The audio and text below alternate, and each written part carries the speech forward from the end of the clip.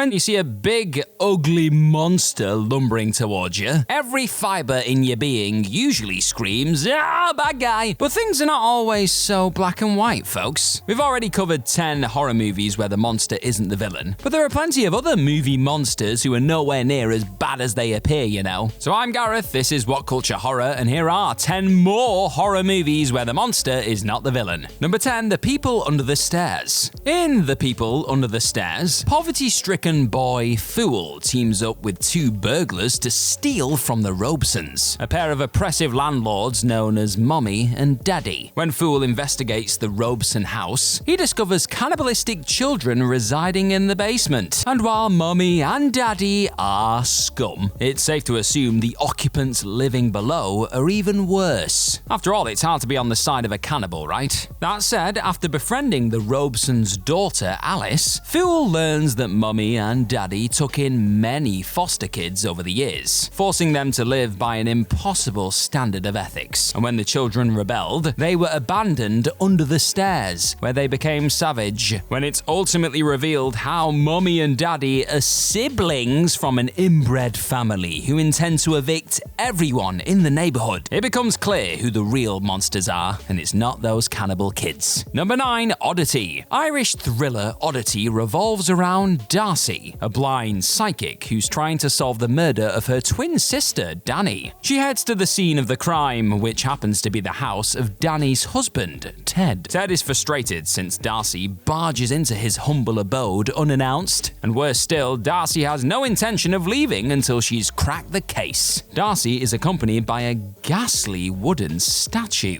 I mean, look at that thing. Ugh. Considering the statue is constantly lurking in the background, it's no surprise when it comes to life during Oddity's climax. But despite its intimidating demeanor, the wooden man isn't malevolent. Darcy correctly deduces that Ted orchestrated Danny's death with an associate called Ivan. And after Ted leaves Danny fatally wounded, she awakens the mannequin with an enchantment, with the wooden creature lumbering around the house, mauling Ivan horrifically. When Ted has Ivan executed, he returns to his house, certain he got away scot-free. Which brings us to monster number 2. In the epilogue, Ted stumbles upon Danny's cursed bell, which is said to summon a murderous bellhop ghost if rung. Dismissing this notion, Ted rings the bell, seemingly with no effect. However, an undead bellhop appears just before the credits roll, indicating that Ted likely met his maker seconds later. Number 8, What Lies Beneath. In Robert Zemeckis' supernatural scare fest, Claire Spencer begins suffering from paranormal visions in her home shortly after the neighbor's wife goes missing. Upon investigation, Claire realizes the truth behind the occurrences is far more disturbing than she could have possibly imagined. The premise suggests the ghost has malicious intent, but it's pretty apparent early on that Claire's husband, Norman, is the villain here, especially if you saw the trailer, which basically gives the big twist away. It turns out the ghost tormenting Claire is not the neighbor's wife at all. In reality, the ghost is Madison Frank, a student Norman was sleeping with. When Madison threatened to go public with their relationship, Norman killed her and tossed her body in a lake. Lovely. When Claire learns the truth, Norman drags her into the same lake. While submerged in the water, Norman encounters Madison's corpse, which sporadically animates, drowning him and giving Claire enough time to escape. Now, it is sad how Madison fell in love with the wrong guy, but at least her soul can now rest since Norman got his comeuppance. Number 7, 13 Ghosts. The 2001 remake kicks off with widower Arthur inheriting the mansion of his uncle Cyrus. After moving in, the family discovers the house contains a ghost-powered machine that connects to the afterlife. Over the years, Cyrus collected spirits, hoping to use them to activate the device. And even though the ghosts are terrifying, several of them pose no threat whatsoever. One of them is a child, and even Arthur's innocent wife is among their ranks. Sure, there are a few wicked wraiths like the Jackal and the Hammer, but they're merely a means to an end. During the climax, it's revealed that Cyrus faked his death to lure Arthur's family to the house and use one of their souls to trigger the machine. So despite the ghosts' intimidating nature, they're more like attack dogs than villains here, since Cyrus has been pulling the strings the entire time. Also, the spirits redeem themselves a little by the end, as once they realize they've been manipulated, the ghosts murder Cyrus and move on to the afterlife. afterlife after the machine is destroyed. So, yay? Yeah, I'm gonna go with yay. Number 6, The Messengers. In The Messengers, Roy Solomon and his family move into a farmhouse that was abruptly abandoned 6 years prior by the former tenants, the Rollins. The Solomons are repeatedly pestered by crows, urging Roy to hire a farmhand called John Burwell. Just when it looks like things are calming down, though, the Solomons are tormented by the ghosts of a mother and her children. Bloody hell. Looking for clues behind the haunting, Roy's daughter Jess discovers a picture of the mother when she was alive. Jess then finds a newspaper clipping soon after, revealing the ghost was married to John. It turns out John lost his mind when his family left him, driving him to murder them all. He is convinced the Solomons are his family, and he intends to kill them to stop them from abandoning him. Right then, like What Lies Beneath, the ghost meant no harm towards the protagonist and was just trying to warn her about her killer. So what have we learned here? If your house is ever haunted, consider the spirits are just warning you that somebody is plotting to murder you. I'm sure that's a bit more reassuring. Number 5, The Black Phone. The Black Phone follows Finney, a young boy who's imprisoned in a soundproof basement by a psychopath known as the Grabber. Though the basement contains a rotary phone, it's been broken for some time. Finney is scared out of his mind when the disconnected phone starts ringing. When he answers, he's even more bewildered to learn that the caller is one of the Grabber's deceased victims. Over time, Finney realizes the phone works as a conduit to the spirit world, allowing him to converse with anyone the Grabber murdered. Bit creepy, but yeah, that's where we're at. The ghosts tell Finney what failed strategies they use to try and escape, so he doesn't waste time making the same mistakes. That's nice of them. Since supernatural entities are often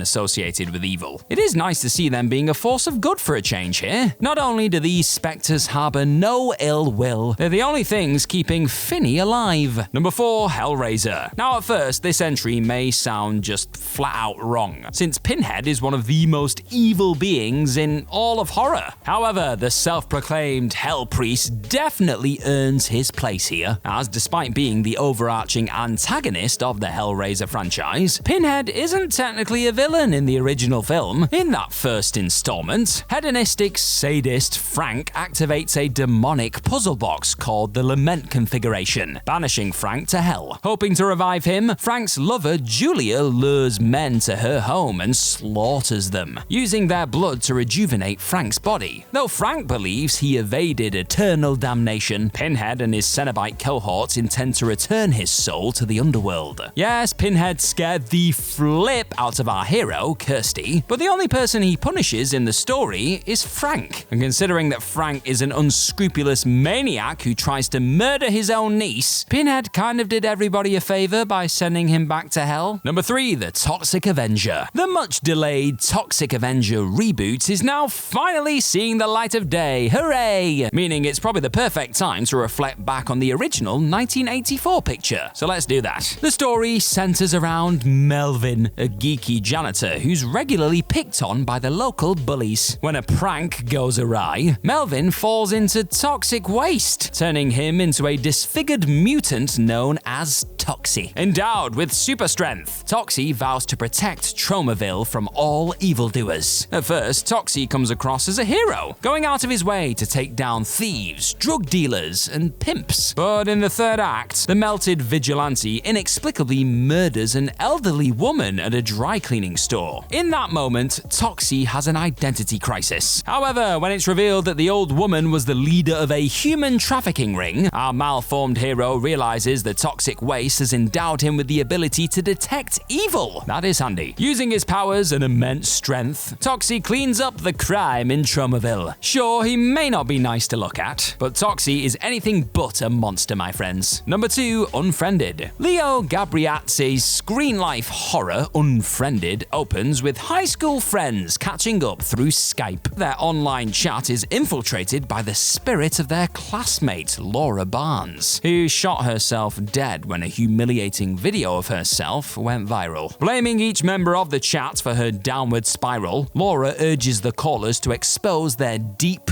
dark secrets. And when they refuse, she starts possessing them, forcing them to kill themselves. It becomes clear over time that each of the so-called friends is irredeemably immoral, save for Blair, or so it seems. By the end of Unfriended, Laura has compelled everyone in the group chat to off themselves, save for Blair. In the final moments, the vengeful spirit reveals through social media that Blair was the one who uploaded the video that incentivized Laura to take her own life. Blair only has seconds to acknowledge her wrongdoings before Laura slaughters her. Even though Blair's entourage absolutely seemed like dirtbags early on, Laura's killing spree still looked a tad extreme, but once it's revealed just how depraved each person really was, Laura's actions seem pretty justified, to be honest. And number 1, an American werewolf in London. Seriously, how did we miss this one on our last list? Doesn't matter, it's here now. In the beginning of John Landis' horror comedy, friends David and Jack are mauled by a werewolf, with the latter dying from his wounds. While David recovers, he's pestered by an undead vision of Jack, who informs his friend that the curse has passed on to him. Sure enough, David metamorphosizes into a werewolf at the next full moon, butchering 6 pedestrians during his first hairy turn, and killing a whole bunch of bystanders during the film's finale. Now, of course, David isn't to blame, since he has no control when he transforms, nor does he recollect these events. But even though David is a victim, he still blames himself for his actions and has himself arrested. Unable to live with what he's done, he says goodbye to his family, intending to put himself out of his misery. While in beast mode during the climax, you can see David trying to suppress his savagery, especially when he's confronted by his girlfriend, but sadly the bloodlust is just too powerful for David to overcome, causing him to lash out. And by the time he's shot dead, David is relieved, as he couldn't live knowing the unintentional suffering he caused. Now continue your YouTube journey with What Culture Horror by tapping on another video right here. The journey continues. Have a good day.